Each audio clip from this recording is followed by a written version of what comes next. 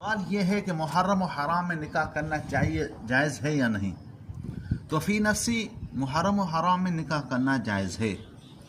شریعت مطہرہ میں کسی بھی وقت کسی بھی ماہ میں نکاح کی ممانعت نہیں، حتیٰ کہ احرام کے اندر بھی نکاح جائز ہے۔ اب بات یہ ہے کہ جو شخص محرم و حرام میں نکاح کرے گا، خصوصاً 10 محرم و حرام کو، تو اس کو 2 ثواب ملیں گے۔ ایک نکاح کا نا ذات خود ثواب ہے۔ دوسرا یہ ہے کہ اس بدعت کو توڑنے کا، جیسے امی عائشہ رضی اللہ تعالیٰ عنہ فرماتی ہیں، جو رجب میں نکاح کرے گا تو اس کو 2 ثواب ملیں گے، ایک نکاح کرنے کا اور دوسرے اس بدعت کو توڑنے کا۔ اب یہ ہے کہ رجب کے اندر جو مشرکان مکہ اس کو منحوس سمجھتے تھے اور رجب میں نکاح کو جائز نہیں سمجھتے تھے، تو اس وجہ سے امی عائشہ رضی اللہ تعالیٰ عنہ نے یہ فرمایا۔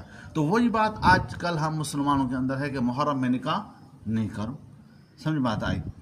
دوسری میری بات سمجھ میں نہیں آتی مجھے کہ 7 محرم و حرام کو امام قاسم نے خود نکاح کیا، جس کا آج کل سیج وغیرہ یہ وہ سیرے وغیرہ گائے جاتے ہیں، مہندی لگائی جاتی ہے، تو انہوں نے جنگ کے میدان میں نکاح کیا اور ہمارے لیے حرام۔ یہ بات تو مجھے آج تک سمجھ میں نہیں آ رہی۔ اللہ تعالیٰ آپ کو ہم کو ہدایت عطا فرمائے۔